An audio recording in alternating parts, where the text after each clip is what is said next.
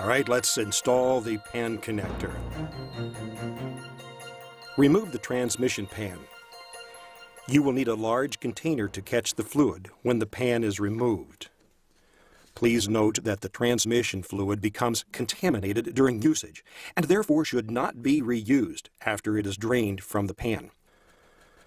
Since the transmission's fluid filter should be changed every 25,000 to 40,000 driven miles anyway, now is an excellent time to change it. Be sure to secure the new filter properly in place and dispose of the used transmission fluid properly. Carefully examine the underside of the exposed transmission to determine a suitable location on the side of the pan for the pan connector.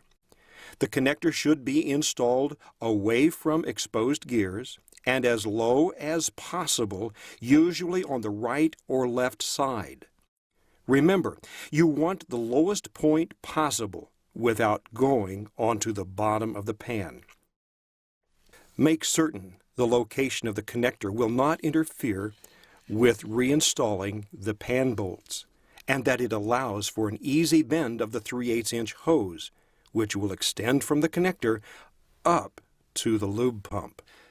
Finally, be sure the connector location provides sufficient flat surface area to permit tightening the hex nut on the inside of the pan.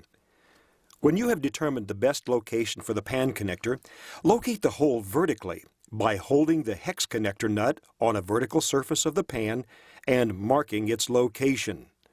Drill a 17/32 diameter hole in the side of the pan. Clean off the drilled area with a lacquer thinner or other suitable cleanser or degreaser.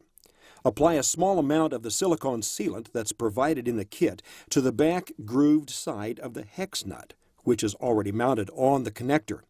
Also apply a small amount of the sealant to the threads of the connector, and also to the back grooved side of the separate hex nut.